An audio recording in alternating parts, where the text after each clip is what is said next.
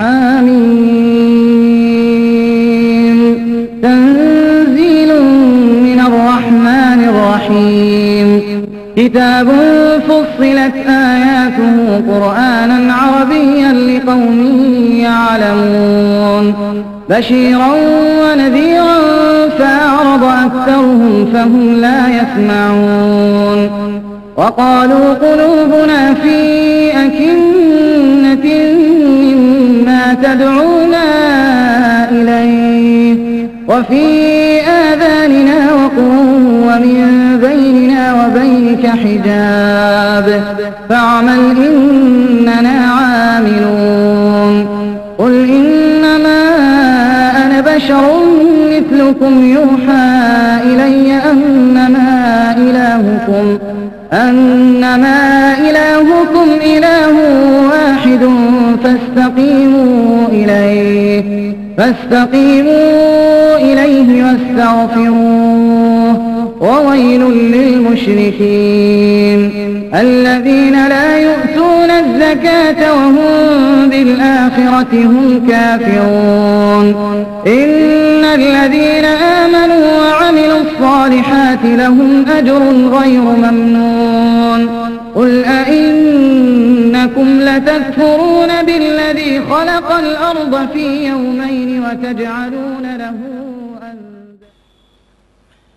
الحمد لله نحمده ونستعينه ونستغفره ونعوذ بالله من شرور أنفسنا وسيئات أعمالنا من يهده الله فلا مضل له ومن يضلل فلا هادي له وأشهد أن لا إله إلا الله وحده لا شريك له وأشهد أن محمدا عبده ورسوله يا أيها الذين آمنوا اتقوا الله حق تقاته ولا تموتن إلا وأنتم مسلمون يا أيها الذين آمنوا اتقوا الله وقولوا قولا سديدا يصلح لكم أعمالكم ويغفر لكم ذنوبكم ومن يطع الله ورسوله فقد فاز فوزا عظيما يا أيها الذين آمنوا لا تتخذوا آباءكم وإخوانكم أولياء إن استحبوا الكفر على الإيمان ومن يتولهم منكم فأولئك هم الظالمون أما بعد فإن خير الحديث كتاب الله وخير الهدي هدي محمد صلى الله عليه وسلم وشر الأمور محدثاتها وكل محدثة بدعة وكل بدعة ضلالة وكل ضلالة في النار அன்பிற்குரிய இஸ்லாமிய சகோதரர்களே, நாங்கள் உண்மையான அல்லாஹ்வை பயந்த இறையச்சமுள்ள நல்ல மனிதர்களாக எங்களை என்றும் நிலைப்படுத்திக் கொள்வதில் உறுதியாக இருந்து கொள்ள வேண்டும். இந்த உலகத்தில் ஆதாயங்கள் எங்களை எந்த நிலையிலும் எங்களின் மார்க்கத்தை விற்றுவிடக்கூடிய நிலைக்கு தள்ளிவிடக்கூடாது. பதவியோ பட்டமோ பணமோ பேராசையோ இவைகள் உலகத்தின் ஆதாயங்கள், அல்லது மதிப்பு மரியாதை கௌரவம் வரட்டு கௌரவங்கள் இவைகள் நாங்கள் கொண்ட கொள்கையை எங்களுடைய தீனை வாங்கக்கூடியதாக ஆகிவிடக்கூடாது. இன்று எமது சமுதாயத்திலே அரசியல் களம் நிறைந்த ஒரு நேரத்தில் இருந்து கொண்டிருக்கின்றோம். அல் குர்ஆனையும் அசுன்னாவையும் கொள்கையாக ஏற்றுக்கொண்ட சகோதரர்கள் தங்களுடைய கொள்கையை சில அற்ப பதவிக்காக, பட்டத்திற்காக அல்லது சில ஜொப்புகளுக்காக விட்டுவிடுவார்களோ என்று எதிர்பார்க்கக்கூடிய நிலையில் சில நிகழ்வுகளை நாம் கண்டுகொண்டிருக்கின்றோம். சஹாபாக்கள் என்று நாம் கூறக்கூடிய முன்னோர்கள் தங்களுடைய துன்யாவை தீனுக்காக விற்றார்கள். துன்யாவை கொடுத்து தீனை வாங்கினார்கள். பணத்தை விட்டுவிட்டு கொள்கையை காப்பாற்றினார்கள். உயிரை கொடுத்து இறைவனிடம் இறை திருப்தியோடு சேர்ந்தார்கள். சேர்வதற்கான வழியிலே சென்றார்கள். இதுதான் எமது முன்னோர்களின் வழி. அந்த முன்னோர்களின் வழி நடக்கின்றதுதான் எமது வழியாகும். அந்த கொள்கையை கொண்டவர்கள்தான் நாம் கூறுகின்ற குர்ஆன் சுன்னா என்ற கொள்கையை கொண்ட தௌஹீத்வாதிகள் தங்களின் சுயநலத்திற்காக தங்களுடைய மார்க்கத்தை தங்களுடைய கொள்கையை இறைவனுக்கு பொருத்தமில்லாத காரியங்களுக்காக விற்றுவிடுவது அது சில வேளை அவர்களை குஃப்ரிலே கொண்டு போய் சேர்த்துவிடும். அன்பிற்குரிய சகோதரர்களே, மக்காவிலே நபிகளாரை ஏற்றுக்கொண்ட ஒரு சாரார் இருந்தார்கள். ஆனால் அவர்கள் இஸ்லாத்திற்காக ஹிஜ்ரத் செய்யுமாறு மதீனாவிற்கு சொத்து சுகங்களை விட்டு செல்லுமாறு வேண்டப்பட்டும் ஒரு சிலர் தங்களுடைய சொத்துக்களை குடும்பத்தை இழப்பதற்கு பின்வாங்கியதால் அங்கேயே தங்கிவிட்டார்கள். முஸ்லிம்களுக்கும் காபிர்களுக்குமான ஒரு யுத்தகளம் ஏற்பட்டது. மதீனாவிற்கு ரசூலுல்லாஹ் சென்றதன் பின் அது பத்ர் யுத்தம் என்பது நமக்கு தெரியும். அந்த பத்ர் யுத்தம் எல்லோருக்கும் சோதனை. குறிப்பாக தங்களது கொள்கைகளை மறைத்துக் கொண்டு மக்காவில் காபிர்களுக்கு மத்தியிலே வாழ்ந்து கொண்டிருந்தார்களே, அவர்களுக்கு ஒரு பாரிய சோதனையாக அமைந்தது. அவர்கள் நாங்கள் முஸ்லிம்கள் என்று வெளியிலே சென்றால் தங்களை மக்கத்து காபிர்கள் நசுக்கி விடுவார்கள். காபிர்கள் என்று சொன்னால் அந்த காபிர்களோடு சேர்ந்து நபிகளாரை எதிர்ப்பதற்கு போகத்தான் வேணும் என்ற நிலை. இதில் எதை தேர்ந்து எடுப்பது என்ற நிலை. குஃப்ரு கொள்கையை கொண்டவர்களுக்கு உதவி செய்வதா அல்லது உயிர் போனாலும் பரவாயில்லை, அவர்களுக்கு ஒரு சந்தர்ப்பத்திலும் உதவ மாட்டேன், நேரடியாகவோ மறைமுகமாகவோ என்ற கொள்கையில் உறுதியாக இருப்பதா என்கிற ஒரு கேள்வி ஏற்பட்டது. அவர்கள் எதை தேர்ந்தெடுத்தார்கள்? தமது பணத்தை அல்லது தமது பொருளாதாரத்தை, தமது அபிவிருத்தியை, தமது குடும்பத்தை தேர்ந்தெடுத்தார்கள். அவர்களுக்கு நடந்தது என்ன? திருக்குர்ஆன் கூறுகின்றது, சூரத்துன் நிசா, இன்னல்லதீன தவஃபாஹுமுல் மலாயிகத்து லாலிமி அன்புசிஹிம் காலு ஃபீம குந்தும் காலு குன்னா முஸ்தலஃபீன ஃபில் அர்த் அலம் தகுன் அர்துல்லாஹி வாசிஅத்தன் ஃபதுஹாஜிரு ஃபீஹா. அல்லாஹ் திருக்குர்ஆனிலே சொல்கின்றான், தங்களுக்கு தாங்களே அநியாயம் இழைத்தவர்களாக மலக்குமார்கள் எவர்களின் உயிர்களை கைப்பற்றினார்களோ அவர்களை நோக்கி மலக்குமார்கள் கேட்கிறார்கள், என்ன நிலையிலே நீங்கள் இருந்தீர்கள்? அதற்கு அவர்கள் சொன்ன பதில், பூமியிலே நசிக்கப்பட்டவர்களாக இருந்தோம், பலகீனப்படுத்தப்பட்டவர்களாக இருந்தோம். அதாவது அதனால்தான் இந்த காபிர்களோடு தாங்கள் சேர வேண்டி வந்தது, எங்களுக்கு பலமில்லை. அதற்கு மலக்குமார்கள் என்ன கேட்கிறார்கள் தெரியுமா? அது மலக்குமார்களின் கேள்வி அல்ல, படைத்த ரப்பு அவர்களிடம் கேட்கின்ற கேள்வி. அலம் தகுன் அருல்லாஹி வாசிஅத்தன் ஃபதுஹாஜிரு ஃபீஹா. அல்லாஹ்வின் பூமி விசாலமாக இருந்து அதிலே நீங்கள் ஹிஜ்ரத் செய்திருக்க கூடாதா? விசாலமான பூமி, எங்கேயும் போகலாம். நீங்கள் உங்களின் மார்க்கத்தை காப்பாற்றுவதற்காக உயிரை விட, பொருளை விட, சொத்து சுகத்தை விட, பூமியை விட்டு, சொந்த ஊரை விட்டு வெளிநடப்பு செய்திருக்க வேண்டும். அவ்வாறு போகாமல் இங்கே இந்த குஃப்ரு கொள்கையை கொண்டவர்களோடு சேர்ந்து வந்து விட்டீர்கள். அதனால் அல்லாஹ் என்ன கூறுகிறான்? அவர்கள் நரகவாதிகள், அவர்கள் சேரும் இடம் நரகலோகம் என்று அல்லாஹ் அங்கே வசனத்தை முடிக்கிறான். தௌஹீத் கொள்கையை கொண்டவர்களே, குர்ஆன் சுன்னாவை தங்களின் அடிப்படையாக ஏற்றுக்கொள்ள கூடியவர்களே, நீங்கள் உண்மையான கொள்கைவாதிகளாக இருந்தால் உங்களுக்கென்று அல்லாஹ் ரசூல் தான் வழிகாட்டியாவார். அதை மனதிலே பதிய வைக்க வேண்டும். வெறுமனே வாயினால் சொல்வது அல்ல. அந்த கொள்கையில் நீங்கள் உறுதி கொண்டவர்களாக இருந்தால் எந்த நிலையிலும் யாருக்காகவும் தடம் புரளக்கூடாது. சூரத்துல் தௌபா 23வது வசனம். ஈமான் கொண்டவர்களே, லா தத்தஹிது ஆபாஅக்கும் வ இஹ்வானக்கும், உங்களின் தகப்பன்மார்களை, பெற்றோர்களை, உங்களின் சகோதரர்களை கார்டியன்களாக பொறுப்புதாரிகளாக தலைவர்களாக எடுத்துக்கொள்ளாதீர்கள். அவர்கள் ஈமானை விட குஃபுரை விரும்புவவர்களாக இருந்தால், ஈமானை விட தௌஹீதை விட தௌஹீதுக்கு எதிரான கொள்கையை கொண்டவர்களாக விரும்புவர்களாக இருந்தால், உன்னை பெற்ற தகப்பனாக இருந்தாலும் உன்னோடு பிறந்த சகோதரனாக இருந்தாலும் நீ நேசராக எடுக்க கூடாது. மூமினே என்று கூப்பிட்டு அல்லாஹ் சொல்கிறான். ஈமான் கொண்டவர்களே என்று தௌஹீத்வாதிகளை பார்த்து சொல்கின்றான். அவர்கள்தான் தௌஹீத்வாதிகள், அவர்கள்தான் குர்ஆன் சுன்னாவாதிகள்.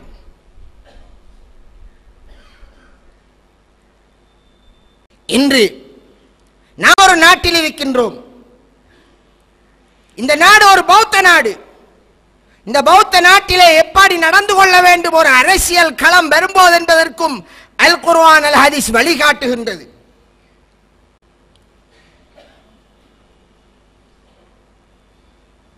அதை நாங்கள் படித்து அல்லாஹ்வின் சட்டம் எதுவோ அதை புரிந்து அதற்கேற்பதான் நாங்கள் களத்திலே இறங்க வேண்டும். அவ்வாறு இல்லாமல் எனது தகப்பன் அல்லது என் மாமா, என் சகோதரன், என் மச்சான், எனக்கு பண உதவி தந்தவர், எனக்கு படித்து தந்த ஆசிரியர், இவர் இவர் இவர் என்று யாரையெல்லாம் நாங்கள் எதுவையெல்லாம் காரணம் காட்டி அவர்கள் பிழையான கொள்கையில் இருந்தாலும், பிழையின் மீது சம்பந்தப்பட்டிருந்தாலும், பிழையையே வழிநடத்துவதாக இருந்தாலும் கொள்கையை விட்டு கொடுத்து போவது அது பாவமாகும். அவ்வாறு யார்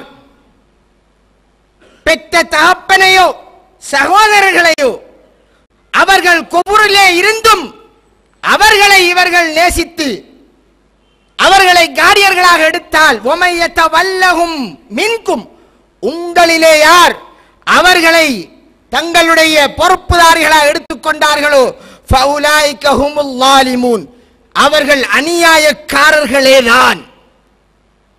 ஒரு வசனம் போதும் ஒரு மூமின் எந்த நிலையும் தன் கொள்கையை பாதுகாத்துக் கொள்வதற்கு. அன்பிற்குரிய சகோதரர்களே,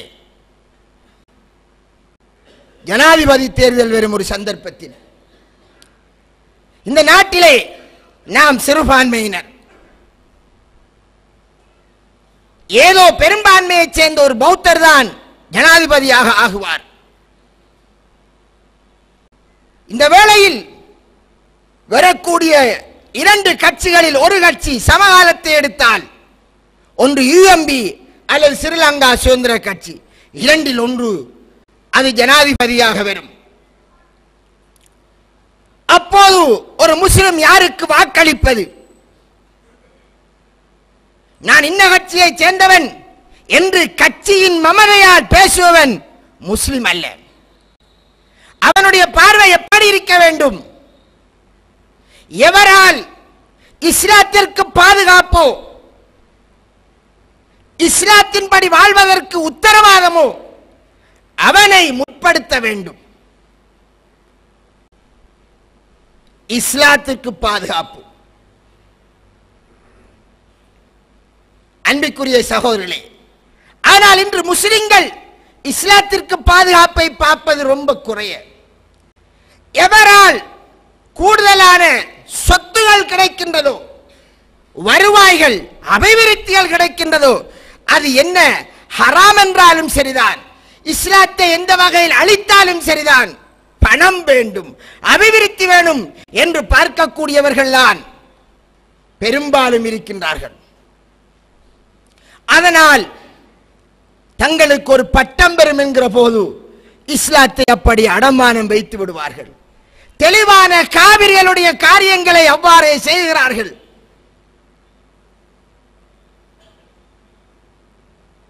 ஒரு அந்நிய மத வணக்கஸ்தலத்திற்கு சென்றால் அவர்களுடைய ஒரு கிரிகையை செய்கின்ற போது அங்கே தலையிலே அல்லது கையிலே சில தட்டுகளை ஏந்தி செல்வார்கள். சிலைக்கு வைப்பதற்காக அல்லது வேறு ஏதும் அவருடைய கிரியைகளுக்காக சில முஸ்லிம் தலைவர்கள் அவர்களை போன்று அதையும் தூக்கிக் கொள்வார்கள். நாங்கள் உங்களோடு சகோதரத்துவம் பேணுகிறோம், இஸ்லாத்தை விட்டுக் கொடுப்பது அல்ல. எங்களை இந்த நாட்டினுடைய அரசியல் சாசனம் நீ விட்டுக்கொடு என்று திணிக்கவில்லை. மத சுதந்திரம் உள்ள ஒரு நாடு. சவுதி அரேபியாவில் கூட இங்கே நாம் மிம்பரில் பேசுகின்ற மாதிரி ஓப்பனாக பேச இயலாது. ஆனால் இந்த நாட்டில் பேசலாம், இந்தியாவிலே பேசலாம். அரசாங்கத்தின் குறைகளை சுட்டிக்காட்டக்கூடிய நிலை, அந்த நிலையில் ஒரு ஹுத்பா சவுதியிலே ஓத முடியாது. அவருக்கு அது இறுதி ஹுத்பாவத்தான் இருக்கும். இலங்கையில் பேசலாம். நாட்டினுடைய குறைகளை, அரசாங்கத்தின் குறைகளை பேசுவதற்கு கூட அனுமதி உள்ள நாடு. ஒருவரை வலிந்து மதமாற்றம் செய்வதில் இந்த நாட்டின் சட்டத்தில் கிடையாது. அப்படி இருக்க என்ன செய்கிறார்கள்? அபிவிருத்தியா? மார்க்கத்தை தள்ளி தூக்கி வைக்கிறார்கள். சகோதரர்களே, இஸ்லாமிய சட்டக்கலையிலே ஒரு விதி இருக்கிறது. இரண்டு தீங்குகளில் சிறியதற்கு அனுமதிக்கப்படும். அதாவது இரண்டில் ஒன்று நடந்தே தீரும் என்ற நிலை இருந்தால், வேறு வழி இல்லை என்றால் சிறியதை அலோட் பண்ணுவது. நாம் யாரும் ஒரு டாக்டரிடம் சென்று வைஃபை அழைத்து சென்று வைஃபினுடைய வயிற்றை கீறுங்கள் என்று சொல்ல மாட்டோம். ஆனால் அவள் கற்பமானவளாகிவிட்டாள். அவள் பிள்ளை பெறுவதிலே பல சிரமத்தை எதிர்நோக்குகின்றாள். வயிற்றை கீறி பிள்ளை எடுக்காவிட்டால் பிள்ளைக்கும் ஆபத்து, அவளுக்கும் ஆபத்து. உயிரா அல்லது ஒரு உறுப்பில் ஏற்படுகின்ற சிறிய பாதிப்பா? அப்போது சீசர் அலோட் பண்ணப்படுகிறது. ஆபரேஷன் பண்ணுங்கள், கீறுங்கள், சைன் வைத்துக் கொடுக்கின்றோம். மார்க்கம் அனுமதிக்கிறது. நிற்பந்த நிலையில் அது குற்றம் இல்லை. அதை செய்யாவிட்டால் உயிருக்கு ஆபத்து. உலகில் உள்ள எந்த ஒரு அறிவாளியும் நான் வெட்டவிட மாட்டேன், என் மனைவியை தொடவிட மாட்டேன், பிள்ளை மௌத்தானாலும் என்று சொல்ல மாட்டான். சொன்னால் அவனுக்கு இஸ்லாத்தை பற்றிய அறிவு கிடையாது. அங்கே அடிப்படையிலே வெட்டுவதோ, ஒரு பெண்ணினுடைய வயிற்றிலே ஒரு அந்நிய ஆண் கை வைப்பதோ அனுமதி இல்லை. ஆனால் அங்கே அந்த தீங்கை விட, அதை விட பாரிய ஒரு தீங்கு வர வாய்ப்பு இருக்கிறது. பெரிய தீங்கை, டேமேஜை தடுப்பதென்றிருந்தால் சிறுசை அலோட் பண்ண வேண்டும். ஆனால் தான் இயற்கையிலேயும் அதைத்தான் நாம் செய்து வருகிறோம். ஒருவன் கழுத்தை நோக்கி கத்தியை நீட்டினால் கையை கொடுப்போம். நாம் விரும்பியோ விரும்பாமலோ கை கொடுபடும். இறைவன் அப்படி படைத்து விட்டான். கையை வெட்டினாலும் பரவாயில்லை, கழுத்து தப்ப வேண்டும். ரசூலுல்லாஹ் அவ்வாறு பல கட்டங்களில் நடந்தார்கள். வரலாறுகள் நிறைய, நபிகளாரின் ஹிஸ்டரியில் அதற்கு சான்றுகள் இருக்கிறது. இது மாதிரி இரண்டு கட்சிகள், பாரிய கட்சிகள் போட்டியிடுகின்ற போது ஒரு சாராரால் அபிவிருத்தி வரும், ஆனால் இஸ்லாத்திற்கு பாரிய டேமேஜ் வரும். இன்னொரு சாராரால் இஸ்லாத்திற்கு பாதுகாப்பு வரும், பெரிய அபிவிருத்திகள் வராது. இஸ்லாமா பொருளாதாரமா? எங்களுக்கு ரசூலுல்லாஹ், சஹாபாக்கள், நபிகளால் வழிநடத்தப்பட்டவர்கள், அவர்கள் வழிநடத்தப்பட்ட விதங்கள் எதை சொல்லி தருகிறது?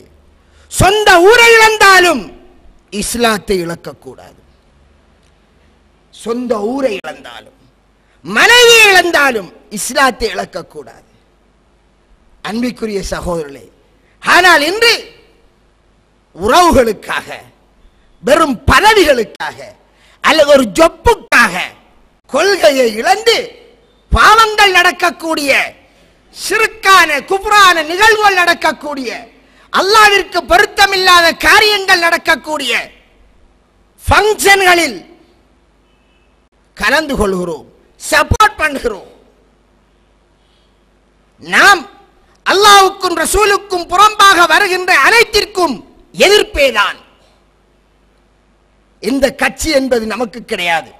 நமது கட்சி அல் குர்ஆன் அல் ஹதீஸ். அது அல்லாஹ் திருக்குர்ஆனிலே சொல்கிறான், சூரத்துல் முஜாதிலாவிலே அந்த வசனம், உலாயிக ஹிஸ்புல்லாஹ் அலா இன்ன ஹிஸ்பல்லாஹி ஹுமுல் முஃப்லிஹூன், அவர்கள்தான் அல்லாஹ்வின் கட்சிக்காரர்கள், அவர்கள்தான் வெற்றியாளர்கள் என்று அல்லாஹ் ஒரு சாராரை சொல்கின்றானே, அந்த கட்சிக்குரியவர்கள். அவர்களின் பண்பு என்ன?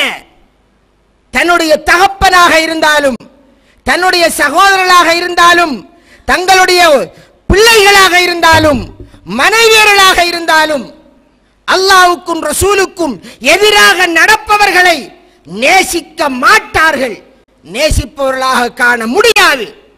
அவர்களுடைய உள்ளங்களிலே அல்லாஹ் ஈமானை எழுதிவிட்டான். அந்த ஈமான் எழுதப்பட்ட சமூகமாக நாம் இருக்க வேண்டும். சகோதரர்களே, குர்ஆன் சுன்னாவை ஏற்றுக்கொண்ட தௌஹீத்வாதிகளே, சின்ன அற்பமான ஆதாயங்களுக்காக, வெறும் வரட்டு கௌரவங்களுக்காக கொள்கையை இழந்து, தௌஹீதை இழந்து, பாவங்கள் நடக்கக்கூடிய, பிழைகள் நடக்கக்கூடிய இடங்களிலே கலந்து உங்களையும் நீங்கள் அதில் ஒருவராக ஆக்கி உங்களது கொள்கைகளை அசிங்கப்படுத்திக் கொள்ளாதீர்கள். ஒரு நாளைய தினம் ரசூலுல்லாஹி ஸல்லல்லாஹு அலைஹி வஸல்லம் அவர்கள் சுபஹு தொழுகைக்காக ரெடியாகின்றி தொழுகைக்காக நிற்கிறார்கள். அந்த வேளையில் அபு உபைதா ரலியல்லாஹு அன்ஹு அவர்கள் பஹ்ரைனிலிருந்து ஜிஸியாவை எடுத்துக்கொண்டு வருகின்றார்கள். பஹ்ரைனிலே அன்று கவர்னராக நபிகளாரால் நியமிக்கப்பட்டிருந்தால் அலா அல் ஹல்ரமி ரலியல்லாஹு அன்ஹு. அங்கே இருந்தவர்கள் ரசூலுல்லாஹ் உடன்படிக்கை செய்திருந்தார்கள், உங்களுக்கும் எங்களுக்கும் யுத்தமில்லை, நீங்கள் ஜிஸியா வரி செலுத்தினால். அந்த அடிப்படையில் அங்கிருந்த காபிர்கள் வரி செலுத்த அந்த வரியை எடுத்துக்கொண்டு அபு உபைதா ரலியல்லாஹு அன்ஹு அவருடைய படை மதீனாவிலே சுபஹ் நேரத்தில் வந்து சேர்கிறது. சஹாபாக்கள் தங்களுடைய சொந்த ஊர், மனைவி, பிள்ளைகள் எல்லாவற்றையும் இழந்தவர்கள், காலையில் சாப்பிட்டால் மாலையில் இல்லை, இவ்வாறான கஷ்டத்திலே வாழ்பவர்கள், உண்மையிலே மாபெரிய வறுமையில் உள்ளவர்கள். ஜிஸியா வந்தால் பாரிய சொத்தொன்று வருகிறது, அதனால் நமக்கு அங்கே நிறைய கிடைக்கப் போகிறது என்ற ஒரு ஆவலினால் நிறைந்திருக்கிறார்கள். ரசூலுல்லாஹ் சுபஹ் தொழுது விட்டு சஹாபாக்களை நோக்குகின்றார்கள்.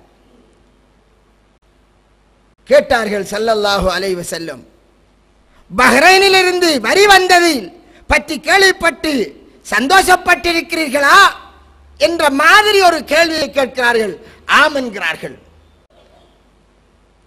நபிகளார் சொன்ன வார்த்தை, அபிவிருத்தியை நோக்கம் கொண்டு கொள்கையை விடுபவர்களே, நீங்கள் அல்லாஹ்வையும் அவருடைய தூதரையும் வழிகாட்டியாக எடுத்தால் ரசூலுல்லாஹ் சொன்னதை கேளுங்கள். வல்லாஹி, அல்லாஹ் மீது ஆணையாக, லல் ஃபக்ரு அக்ஷா அலைக்கும், உங்கள் மீது நாம் வறுமையை பயரவில்லை, நீங்கள் ஏழைகளாக இருப்பதை பற்றி நாம் பயரவே இல்லை. வலாக்கின் அக்ஷா அலைக்கும் அன் துபுசத்தத் துன்யா கமா புசித்தத் மன் கான கபலக்கும், உங்களுக்கு முன் வந்தவர்களுக்கு உலகம் விரிச்சு கொடுக்கப்பட்ட மாதிரி உங்களுக்கும் விரிச்சு கொடுக்கப்படுவதையே நாம் பயிர்கிறேன். ஃபதனாஃபஸூஹா கமா தனாஃபஸூ, அதை அடைவதற்காக அவர்கள் போட்டி போட்டதை போன்று நீங்களும் போட்டி போடுவதும், ஃபத்துஹுலிக்கக்கும் கமா அஹ்லகத்துஹும், அவர்களை அது அழித்ததை போன்று உங்களையும் அழிக்கும் என்று நான் பயிர்கின்றேன் என்றார்கள் ரசூலுல்லாஹ். இன்று நடக்கின்ற பிரதேச சபை தேர்தலை பாருங்கள், இவ்வளவு பெரிய போட்டி. உண்மையிலே நன்னோக்கத்திலே சமூகத்திலே சேவை செய்து மக்களுக்காக உயிரையும் கொடுக்க வேண்டும் என்று அநியாயங்களை, அக்கிரமத்தை எதிர்க்கக்கூடிய நல்ல மனிதனும் இருக்கலாம், இல்லை என்று நான் கூறவில்லை, இருக்கலாம், இல்லாமலும் இருக்கலாம். ஆனால் என்ன நடக்கின்றது? எதற்காக இந்த போட்டி?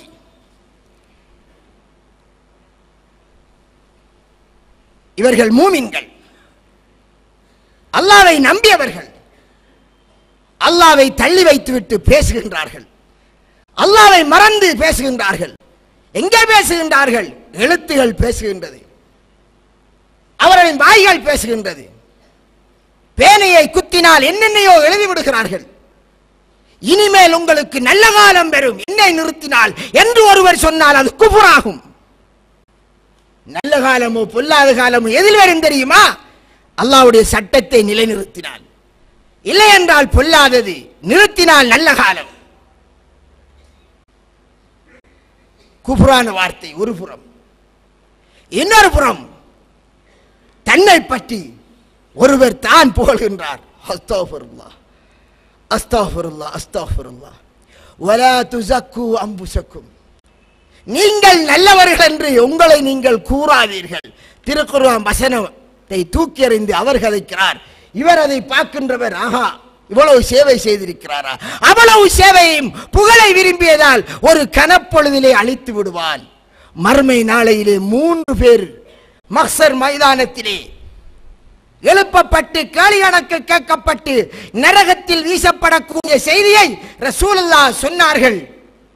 தெரியாதா? இஸ்லாத்திற்காக உயிரை கொடுத்த ஒரு ஷஹீத், மார்க்கத்தை மக்களுக்கு போதித்த ஒரு அறிஞர், தன்னுடைய சொத்துக்களை வாரி வழங்கிய ஒரு வள்ளல், ஊராருடைய சொத்தை அல்ல, அரசாங்க சொத்தை அல்ல, தனது சொத்தை வாரி வழங்கிய ஒரு வள்ளல். சஹீஹான ஹதீஸ். யாருக்கு இந்த ஹதீஸ்கள்? உங்களுக்கு இல்லையா? அரசியல் களத்திலே இறங்கக்கூடிய முஸ்லிம்களுக்கு இந்த ஹதீஸ் எல்லாம் இல்லையா? இது எல்லாம் பைபிளின் வார்த்தைகளா? பகவத்கீதையின் வார்த்தைகளா? ரசூலுல்லாஹ் எங்களுக்கு ஏன் சொன்னார்கள்? வலா தம்னுன் தஸ்தக்ஃபிர், திருக்குர்ஆன் சொல்கிறது. இன்னும் எனக்கு கிடைக்க வேண்டும் என்பதற்காக குடை கொடுக்காதீர்.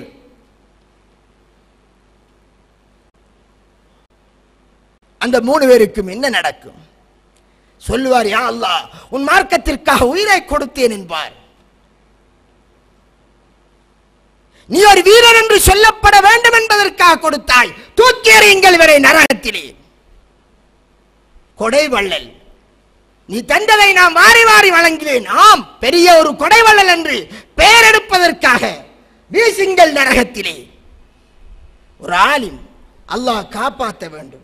எந்த நேரமும் நான் இறைவனிடம் கேட்கிறேன், இஹ்லாஸை கேட்கிறேன். அது மிகவும் முக்கியம். கேளுங்கள் அடிக்கடி, மௌத்து வரை உள்ளம் புரளாமல் கொள்கையிலே நிலைத்திருப்பதை கேளுங்கள். நபிகளார் கேட்டார்கள். முகல்லிபல் குலூப், உள்ளங்களை புரட்டுவனே, சப்பித் கல்பி அலா தீனிக், உன் தீனின் மீது உள்ளத்தை நிலைப்படுத்தி வைப்பாயாக. யார் கேட்கிறார்கள்? முஹம்மது நபிகளார் அதிகமாக கேட்கின்ற துஆ. இஹ்லாஸை, மன தூய்மையை, மற்றவருடைய புகழ்ச்சிக்காக மார்க்கத்தை போதித்தவர். அவருக்கு ஆலிம் என்று சொல்லப்பட வேண்டும். உனக்கு சொல்லப்பட்டு விட்டது உலகத்திலே, நரகத்திற்கு போகின்ற காரியம். என் மனதில் உள்ள எண்ணம் அதுவாக இருந்தால் கூட வெளியிலே நான் சொல்லாவிட்டாலும் படைத்த ரப்பு அறிவான்.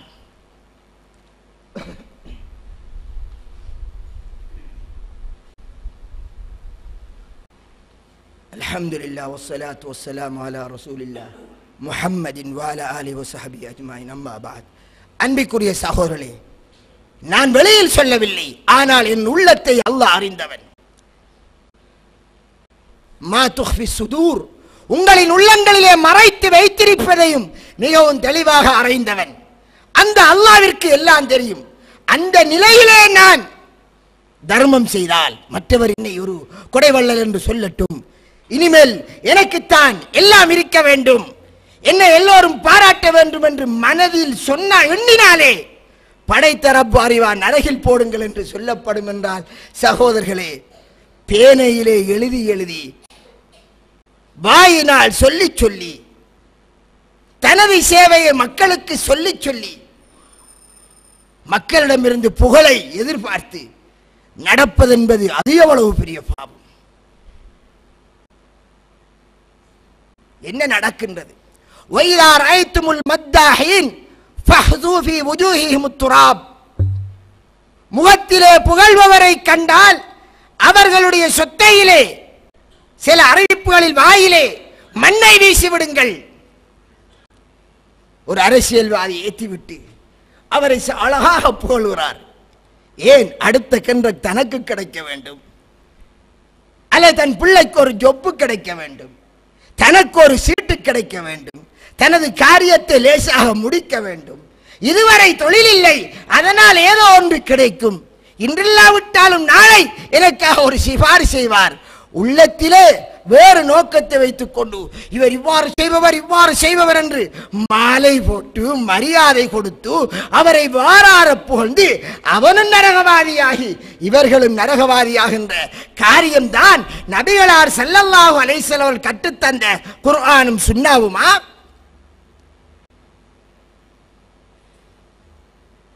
அபூபக்கர் ரலியல்லாஹு அன்ஹு அவர்கள் ஆட்சி செய்தார்கள். ஆட்சி அவர்கள் மீது திணிக்கப்பட்டது. அதுவும் ரசூலுல்லாஹ் சூசகமாக அபூபக்கர் தான் தகுதியானவர் என்பதை பல நிலைகளிலே சுட்டிக்காட்டினார்கள். அந்த அடிப்படையில் அவர் அங்கே ஆட்சிக்கு அமர்த்தப்படுகிறார். அல்லாஹ்வை பயந்தார்கள். ஒரு தலைமைத்துவத்துக்கு வருகின்றவன், ஒரு பள்ளிவாயலின் பராமரிப்புக்கு தகுதியானவன் எவனோ அது மாதிரி தகுதியானவனாக இருக்க வேண்டும். அல்லாஹ்வை ஆகிரத்தை உண்மைக்குண்மையாக நம்ப வேண்டிய முறையில் நம்பி இருக்க வேண்டும். ஐவேளை தொழ வேண்டும். தொழாதவர்களின் மீது தொழுபவன் அல்லாஹ்வை பயந்ததின் அடையாளத்தில் ஒன்று பெயருகிறான் என்பதின் ஒரு அடையாளம். அதற்காக முழுசா பயந்தான் என்பது அல்ல. எத்தனையோ குடுக்காரணம் என்று தொழுகிறான் தான். சீதனம் வாங்குகிறவன், இன்னொருடைய உரிமையை பறிக்கின்றவன் தொழுகிறான் தான். என்றாலும் தொழுவது என்பது ஒரு அடையாளம், மற்றதுகளும் இருக்கின்றது. இன்று தொழுகையே இல்லை, அல்லாஹ்வே அவன் பெயரவில்லை. அவனை நம்பி அமானியத்தை கொடுக்கார்கள். நீங்கள் கொடுக்கின்ற ஒவ்வொரு ஓடும், நீங்கள் கொடுக்கின்ற அந்த வாக்குகள், இவர் எங்களின் அமானிதத்துக்கு பொறுப்பாக நான் இவரை நம்புகிறேன் என்று கொடுக்கின்றது.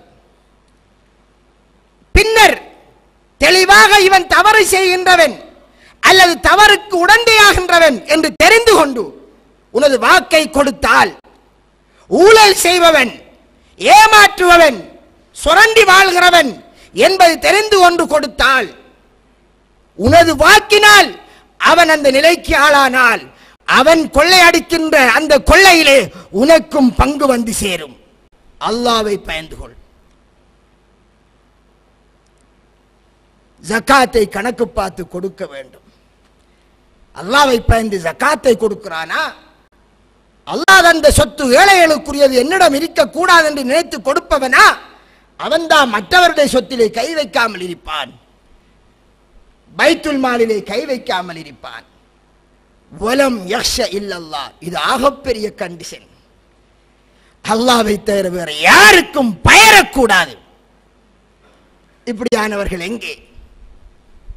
அல்லாஹ்வை தவிர யாருக்கும் பயரக்கூடாது என்கிற கண்டிஷனை இறைவன் சொல்கிறான். தனது தலைவர் சொன்னாலும் சரி, நாட்டின் ஜனாதிபதி சொன்னாலும் சரி, பிழைக்கு சைன்வை என்றால் வைக்க மாட்டேன், தொழிலை விட்டாலும் நான் சேர்மன் போஸ்டை விட்டாலும் பிழைக்கு சைன் வைக்க மாட்டேன் என்கிறவர்கள் தான் உங்களின் வாக்குக்கு தகுதியானவர்கள். உங்களின் சொத்தின் அமானிதத்திற்கு பொறுப்புக்கு தகுதியானவர்கள். முதுகெலும் இல்லாதவர்கள் இன்று நிறைய பேர் இருக்கிறார்கள். ஏதோ அவருடைய கட்சியின் மேலிடம் சொல்லிவிட்டால் அல்லது தங்களுடைய தலைவர் சொல்லிவிட்டால், தனக்கு மேல் கூடுதலான வாக்கெடுத்தவர் சொல்லிவிட்டால் பிழைக்கே உடம்பட்டு போய்விடுவார்கள் என்றால் அவர்களை உங்களை வைத்து அவர்கள் தங்களின் காரியத்தை சாதிக்க நினைப்பவர்கள். அவர்கள் நினைப்பது அவர்களுக்கு கிடைத்துவிடும் ஒரு தொழில் அல்லது ஏதோ அதற்கு காரணமாக நீங்கள் ஆகிவிடாதீர்கள். நேரடியாகவோ மறைமுகமாகவோ பிழை நடப்பதற்கு உதவி செய்யாதீர்கள். அன்பிற்குரிய சகோதரர்களே, இது எந்த கட்சிக்கும் என்று சொந்தமான ஒரு பேச்சு அல்ல. எல்லா சகோதரர்களுக்கும் கொமனாக பேசுகிறேன். இங்கே மரத்தை சேர்ந்தவர்கள் இருப்பீர்கள், குதிரையை சேர்ந்தவர்கள் இருப்பீர்கள், சீப்பு என்ற சுயேட்சையை சேர்ந்தவர்கள் இருப்பீர்கள், இன்னும் என்ன இருக்கிறதோ எதையும் சேர்ந்தவர்களாக இருக்கலாம்.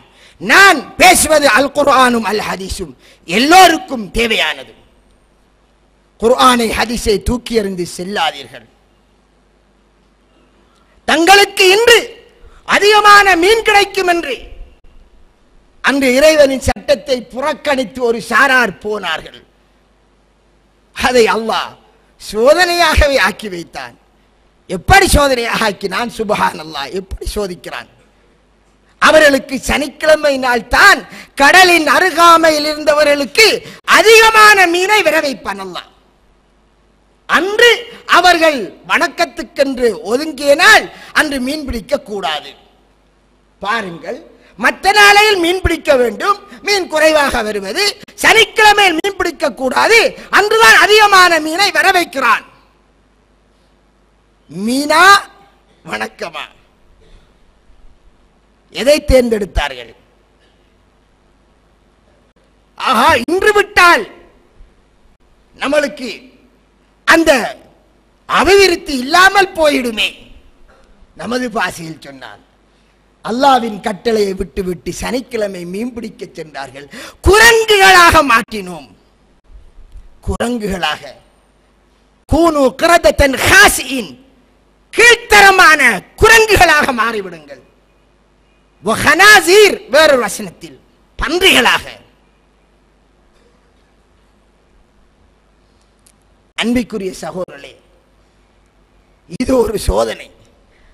உங்களுக்கு குர்ஆன் சுன்னாவை வழங்கியவர்களுக்கு ஆஹா, கொஞ்சம் கொள்கையை விட்டு சரையினால் நமக்கு ஒரு சீட்டு கிடைக்கும், அல்லது ஏதோ நமக்கு ஒரு ஜொப் கிடைக்கும், அல்லது ஒரு மூலையிலே என்னையாவது ஒரு இடம் கிடைக்கும் என்று அங்கே சிலதுகள் காட்டப்படும்.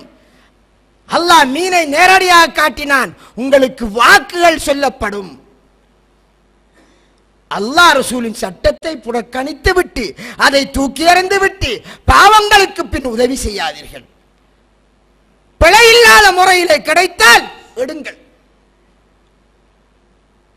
நீ அல்லாஹ்வின் மார்க்கத்தை துஷ்பிரயோகம் செய்து, துஷ்பிரயோகம் செய்வதற்கு உதவியாக இருந்து அவ்வாறு போகாதீர்கள்.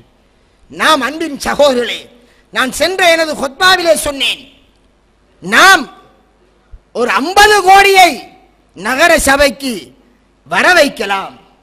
அந்த 50 கோடியும் அல்லாஹ்விற்கு பொருத்தமாக நடந்தால் பாதுகாக்கப்படும், பிழையாக நடந்தால் கனப்பொழுதில் இறைவன் எடுத்திடுவான். செய்தியை நீங்கள் படிக்கிறீர்கள், உங்களுக்கு எல்லாம் தெரியும். நியூசிலாந்திலே ஒரு குலுக்குதல், எவ்வளவு லுஸ்டாம்? 30,000 கோடி ரூபாய் ஒரு குலுக்குதல். 30,000 கோடி ரூபாய். எத்தனை நகர சபைக்கு எவ்வளவு காலத்துக்கு வழங்கப்படக்கூடிய சொத்து?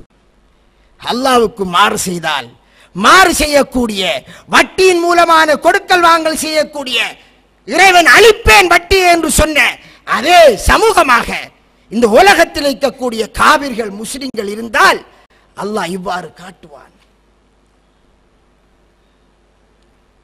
சுவைப் நபியினுடைய சமூகம் அளவு நிறுவையிலே மோசடி செய்தார்கள். திருக்குர்ஆனிலே சூரத்துல் ஆராஃபிலே சொல்கின்றான், பல இடங்களிலே சொல்கிறான், பிரதேச சபை அல்லது மாநகர சபை வந்தால் மக்களுக்காக அலகேஷன்கள் ஒதுக்கப்படுகிறது. இந்த ரோட்டை போடுங்கள், இந்த கட்டடங்களை கட்டுங்கள், இந்த பஜாரை அபிவிருத்தி செய்யுங்கள் என்று பல கோடி ஒதுக்கப்படும். ஒதுக்கப்பட்டால் நாட்டிலே நடப்பது ஊழல்கள், எத்தனை வகையான ஊழல்கள்.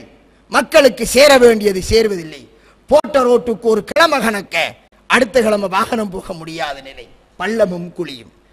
கட்டி முடித்த கட்டடம் சரிந்து விழுந்துடுமோ என்ற யோசனை, கட்டடத்திற்கே யோசனை என்று சொல்ல வேண்டும். அதை பார்த்தால் அப்படி சில கட்டடங்கள், நான் ஒரு கட்டடத்தை பார்த்துவிட்டு பார்க்கும் போதெல்லாம் என் மனம் பத்துகிறது. உங்களின் காசுகள் சகோதரர்களே, வரி காசுகள், உங்களிடம் இந்த எடுக்கப்படக்கூடிய காசுகள் அமானிதமாக கொடுக்கிறீர்கள். அளவையிலே நிறுவையிலே மோசடி, பொய்யான கணக்கு எழுதுகிறார்கள். அதிலே கடற்காரர்களுக்கும் பங்கு இருக்கிறது. சாமான் கொடுப்பவர்கள் என்ன பங்கு தெரியுமா? ஒரு கடையிலே 3 லெட்டர் ஹெட் 3 பேரிலே, அவருக்கு ஒரு கடை தான், 3 கடை பேரில் 3 லெட்டர் ஹெட் செஞ்சு வச்சிருப்பார். அவருக்கும் அந்த சபைகளில் இருப்பவர்களுக்கும் இடையில், மேலதிகாரிகளுக்கும் இடையில் ஒரு எக்ரிமெண்ட். 3 கோட்டேஷன் எடுத்து தானே சாமா வாங்க வேண்டும். இவரே 3 கோட்டேஷன் கொடுப்பார், அவருக்கே வரும். இது ஆகாது சகோதரர்களே. அவர்கள் செய்கின்ற ஊழலுக்கு நீங்கள் காரணம். ஒரிஜினல் சாமான் 5000 ரூபாய் சாமான் போடுவது என்று கூறிவிட்டு 2000 ரூபாய் சாமான் போடுவார்கள். அவ்வாறு 100 சாமான் என்றால் எவ்வளவு? 3 லட்சம் பொக்கெட்டிலே. அதில் 4 பேருக்கு போக இவர்களுக்கு ஒரு பங்கு. இவ்வாறெல்லாம் வருவதற்கு ஊழல் என்கிறதே ஒரு தனித்தலைப்பு பேச வேண்டும், அது வேறு விடயம். இந்த ஊழல் செய்தார்கள். அளவு நிறுவையிலே மோசடி செய்து ஊழல் செய்தார்கள். ஷுவைப் அலைஹிஸ்ஸலாம் அந்த மதியன் வாசிகளுக்கு வந்து சொன்னார்,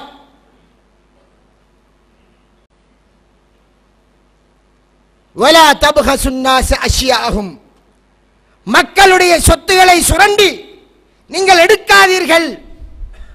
வலா துஃப்ஸிது ஃபில் அர்லி பஅத இஸ்லாஹிஹா, சீர்திருத்தமான சமூகத்திலே நீங்கள் குழப்பத்தை விளைவிக்காதீர்கள். எவ்வளவெல்லாம் சொன்னார். அவர்கள் சொன்னார்கள், ஏழுமண்டா வானத்தில் இருந்து ஒரு துண்டு இறங்கட்டும் என்றார்கள். 3 வகையில் அல்லாஹ் அவர்கள் அளித்ததாக சொல்கிறான். ஒரு இடத்தில் பாகதத்துஹும் ஒரு ரஜ்ஃபா, பாரிய பூமி அதிர்ச்சி. இன்னொரு இடத்தில் சைஹா, பயங்கரமான ஒரு சத்தம்.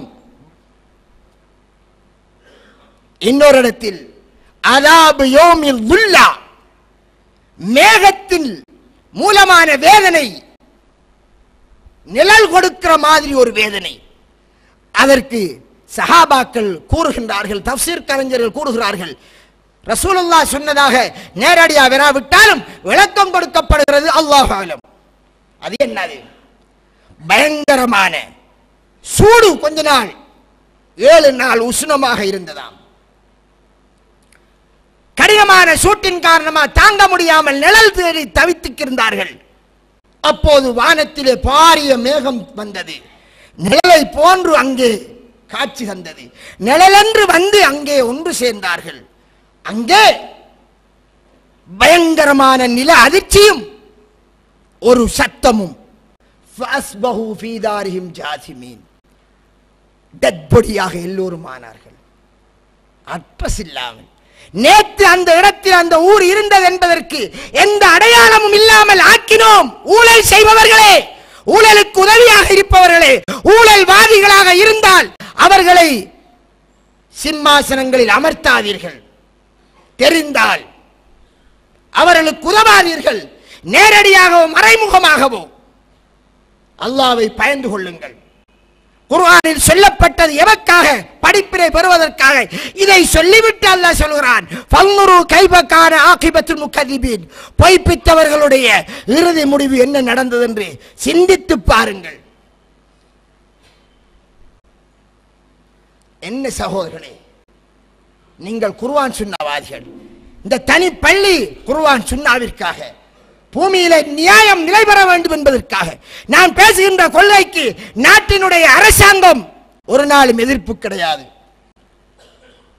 ஊழல் மோசடிக்கு பாரிய தண்டனை, இஸ்லாம் பயங்கர தண்டனையை சொல்லி இருக்கிறது.